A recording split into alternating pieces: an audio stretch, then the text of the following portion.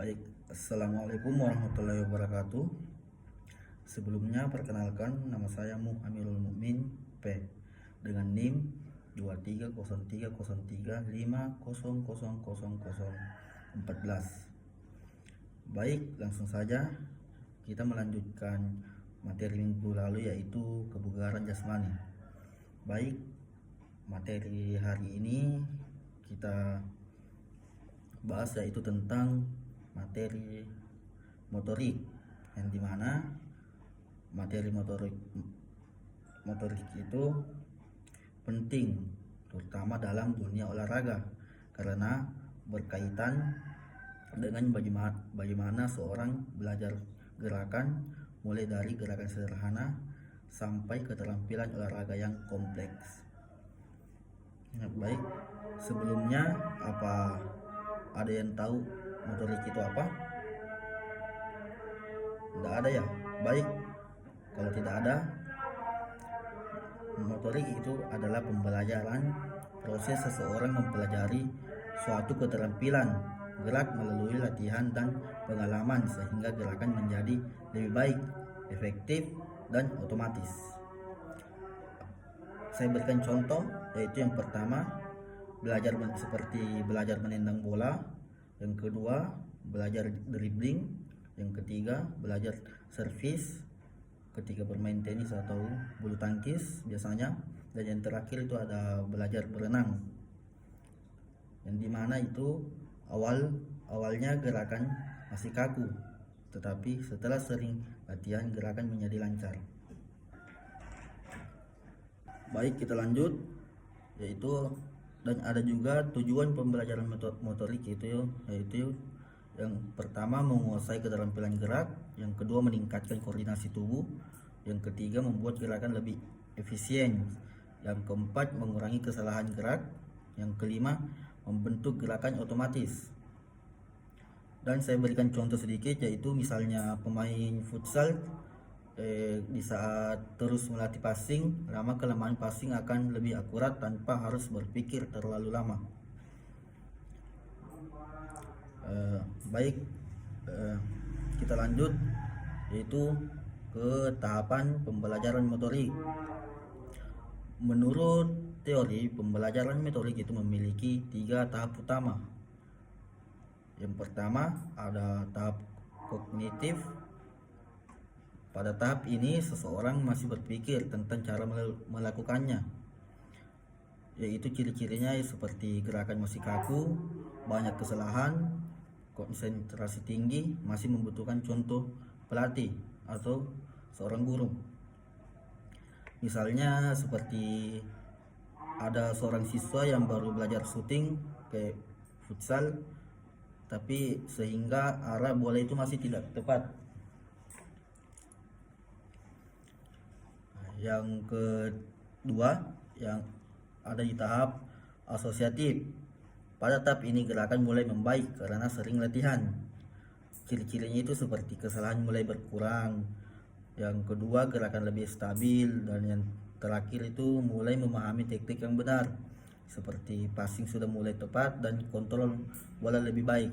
Beda dari sebelumnya yang masih kurang.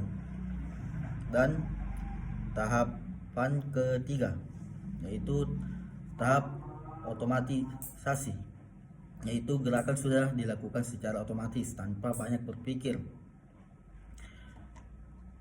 Ciri-cirinya itu gerakan cepat dan efisien, percaya diri meningkatkan, bisa fokus ke strategi pemain. Misalnya pemain profesional itu dapat mengontrol bola sambil melihat posisi lawan. Dan yang keempat, ada faktor yang mempengaruhi pembelajaran motorik. Di pembahasan ini, yaitu yang pertama ada latihan, seperti semakin sering latihan kemampuan gerak semakin baik. Dan yang kedua itu ada motivasi itu semangat belajar membuat proses lebih cepat. Yang ketiga ada kondisi fisik, yang dimana kekuatan, kecepatan, dan daya tahan itu mempengaruhi hasil belajar gerak. Dan yang keempat itu ada usia, usia itu biasanya anak-anak lebih cepat mempelajari gerakan baru.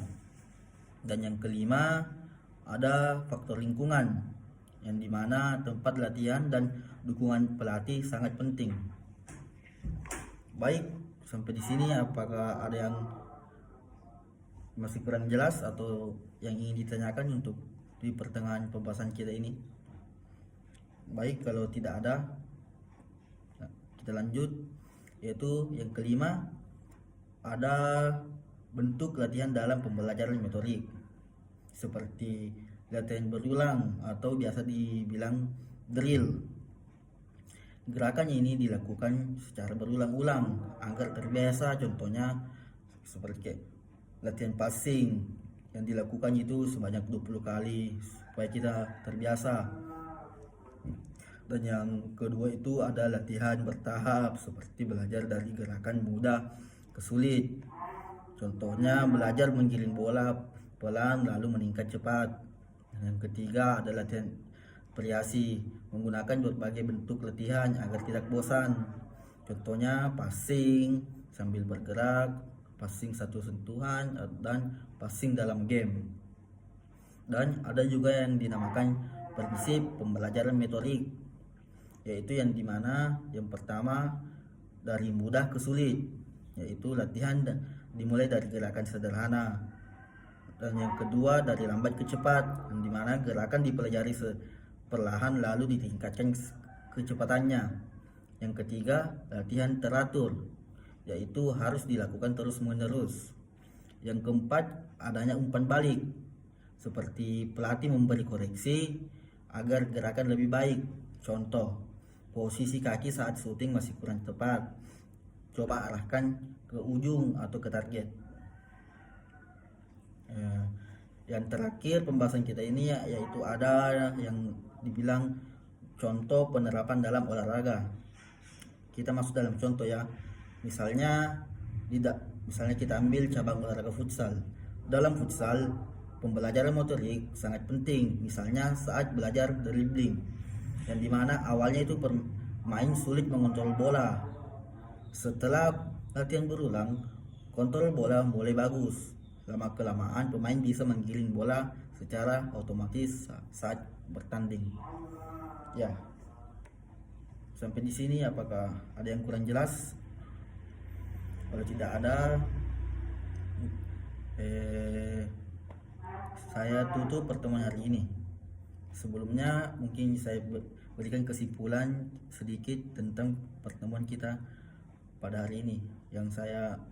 Pembahasan yang saya berikan yaitu pembelajaran motorik itu proses belajar gerakan melalui latihan dan pengalaman. Proses ini memiliki tahapan mulai dari tahap kognitif, asosiatif hingga otomatisasi yang kita bahas tadi, yaitu ada dengan latihan yang rutin dan benar, keterampilan gerak seseorang akan meningkat.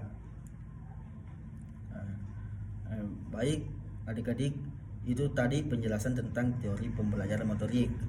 Semoga materi ini dapat dipahami dan bermanfaat dalam pembelajaran olahraga maupun kehidupan sehari-hari. Baik, terima kasih. Wassalamualaikum warahmatullahi wabarakatuh.